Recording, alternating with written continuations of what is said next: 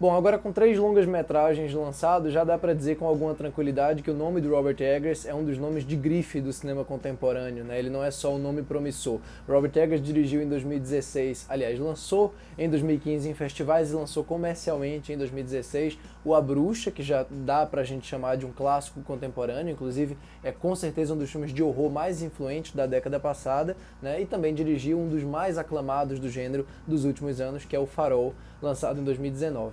Agora, nesse novo projeto dele, que é produzido ali pelas hostes da Focus Features, que é da Universal, no caso, né, ele consegue, vamos dizer, trazer tudo aquilo que ele já trabalhou nesses 2 filmes numa chave de um épico viking, né, de um épico medieval, que está longe de ser aquilo que você costuma ver no seu multiplex, mas que com certeza acena para um espectador mais de mainstream, vamos dizer assim, que não está tão circunscrito no mundo cinefílico como talvez os outros 2, especialmente o segundo.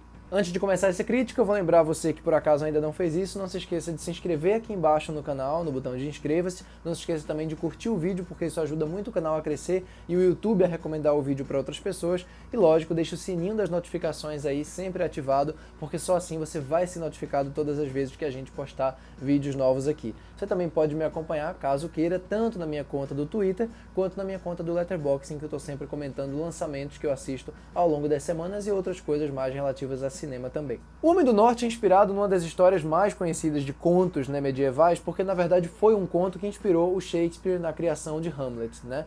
Na verdade o personagem central aqui não se chama Hamlet, mas se chama Amleth, né? No final termina com H, então é só fazer uma pequena troca nas letras aí, na ordem das coisas. Nessa história aqui, o Amleth, o personagem principal, é o único herdeiro de um reino que é governado pelo pai dele, aqui no caso que é interpretado pelo Ethan Hawke, né, o rei.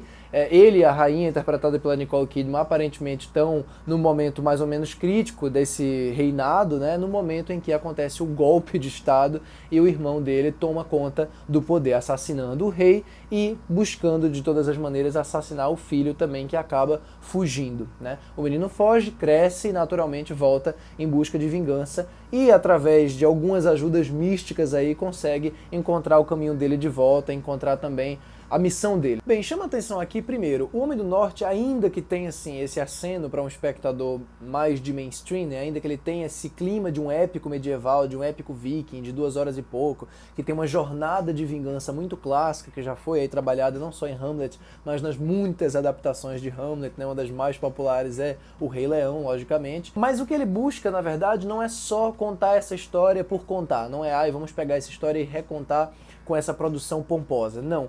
A intenção principal do Robert Eggers, tanto na Bruxa, quanto no Farol, quanto nesse filme aqui, é sempre buscar uma atmosfera de estranheza e de adentrar, digamos, num outro dialeto, numa outra perspectiva de mundo, né? E às vezes essa perspectiva acaba sendo, como é o caso aqui, incrivelmente inóspita, incrivelmente brutal e às vezes até meio impenetrável, dependendo da maneira como você enxerga o filme. É muito provável que alguns espectadores saiam do Homem do Norte impactados com a experiência sensorial, né? Impressionados com o visual, impressionados com as sequências de batalha, ainda que elas sejam pontuais e relativamente econômicas, mas fiquem um pouco frustrados com relação a essa conexão com os personagens, porque a forma como eles conversam, a forma como eles falam uns com os outros, tá longe de ser aquela forma que você espera, tá longe de ser acessível para o público, tá longe de trabalhar com ironia ou com humor ou com modernizações e atualizações, que é uma tendência relativamente contemporânea, né? O Farol também trabalha muito com dialetos específicos, né, de contos marítimos e de histórias de pescador, etc e tal, mas existia ali, na Bruxa também, um senso de humor muito palpável, existia uma ironia, um sarcasmo muito grande naqueles filmes. O Homem do Norte não tem sarcasmo, não tem ironia e principalmente não tem tentativas de buscar a sua simpatia. Na verdade, ele tenta fazer com que você... Aí sim, o investimento tem que sair de você, não do filme. Ele não tenta lhe conquistar. Você, na verdade, é que tem que buscar... de alguma maneira entrar nesse universo que ele cria. E o que ele faz para você conseguir entrar, óbvio que ele deveria oferecer alguma coisa, é justamente um visual incrivelmente arrojado. As imagens desse filme são absolutamente transcendentais. Tem algumas particularmente em que ele flerta com a fantasia, né, em que ele flerta com a fantasia mais direta, em que a coisa ganha contornos bem abstratos e primais mesmo. A proposta dele pesa muito nesse ponto bestial da coisa. As interpretações e a violência aqui, que é uma violência explícita, extrema, extrema, às vezes bem radical, ela é uma violência de um tratamento animalesco, cheia de masculinidade nesse sentido mais tradicional do termo, e que realmente tenta buscar suas forças sensoriais, e consegue, na verdade, justamente nisso, justamente nessa coisa da carne, nessa coisa muito física, nessa coisa muito bruta, né? O filme todo, na verdade, é filmado, encenado como uma coisa muito bruta, que no meio disso tudo, claro, encontra esses ecos fantasiosos, poéticos, ocasionalmente assustadores também, né? O horror tá aqui presente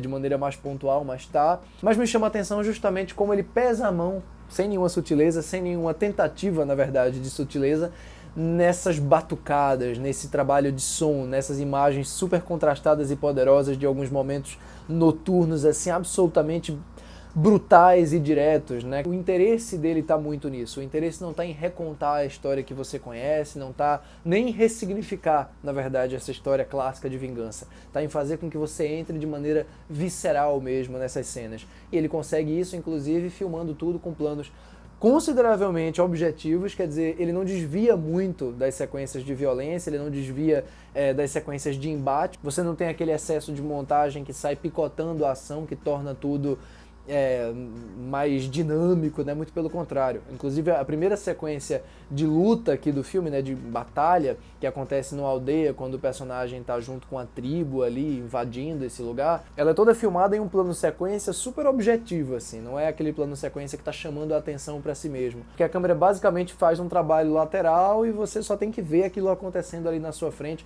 Algumas coisas realmente ficam no extracampo, enquanto ele foca somente numa pessoa morta no chão, ou numa casa ali, a câmera passa ali pela casa e depois que vai mostrar. Então ele não tem pressa nenhuma para dirigir essas cenas, ele deixa que elas aconteçam diante da câmera, e quando tem que acontecer fora do quadro, que aconteça fora do quadro. Ele não vai ficar buscando com a câmera nervosa essa ação. É uma decisão muito acertada, na minha opinião, justamente porque as emoções e a crueza, né, a raiva do personagem sejam passadas não através de uma arbitrariedade formal, e sim através da interpretação dele. Uma interpretação muito física, muito entregue, talvez a mais impactante que eu tenha visto até agora, do Alexander Skarsgård, que é um ator que eu gosto muito, mas que realmente aqui chega num ponto assim que eu consideraria equiparar a interpretação do Leonardo DiCaprio no Regresso.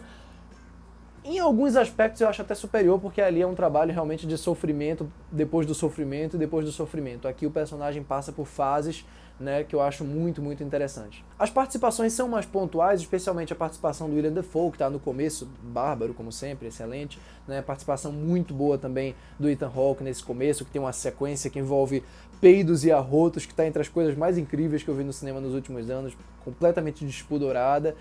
E eu gosto particularmente da interpretação da Nicole Kidman. Eu acho que a Nicole Kidman tem um trabalho recente muito interessante. Todos os filmes que ela tem feito nos últimos anos me impressionam pelo trabalho dela. Eu acho que ela está num bom momento, mas nesse filme aqui ela tem pelo menos uma cena que você não espera dela. Você não espera aquela malícia, aquela força nos olhos, aquela intensidade mesmo. É um filme carregadão, é um filme que tem essa solenidade, né, que tem essa ritualização das sequências, e curiosamente um filme em que a fantasia e os elementos místicos acabam sendo mais presentes de uma forma concreta na ação do que nos dois filmes anteriores do Eggers, em que tudo ficava numa corda bamba, né, entre o que é fantasia e o que é imaginação dos personagens. Aqui, mesmo que tudo pudesse ser puramente imaginação, eu acho que ele consegue fazer com que essa fantasia, esse misticismo e esse elemento metafísico quase da jornada do personagem ganhe uma dimensão muito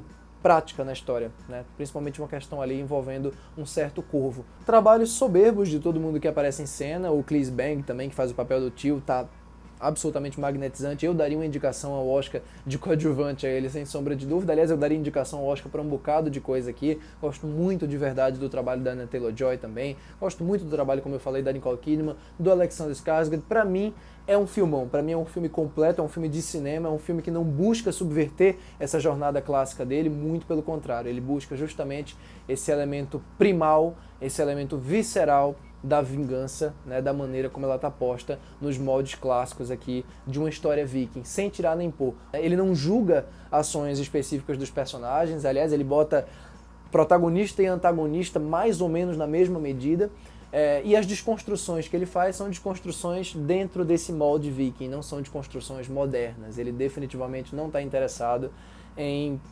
atualizações contemporâneas das coisas. Eu acho isso uma coisa incrivelmente corajosa para um filme desse tamanho. Não fez dinheiro, não vai fazer e dificilmente faria nos tempos tristes e infelizes para o cinema de autor em grande escala que a gente vê hoje. Mas sem dúvida é uma maravilha que ele possa existir da maneira como ele existe. É por isso então que na minha cotação O Homem do Norte fica com 4,5 estrelas. E é isso, pessoal. Espero que vocês tenham curtido essa crítica. Se você que está assistindo agora de fato curtiu, mais uma vez, curta o vídeo, assine o canal e deixe o seu comentário aqui embaixo do que é que você achou do Homem do Norte, o novo filme do Robert Eggers, o que é que você acha dos outros filmes dele, qual seria a sua ordem de preferência entre eles três até aqui, e vamos aguardar o que é que esse grande autor do cinema contemporâneo vai trazer adiante. Grande abraço para todos, até a próxima. Tchau, tchau.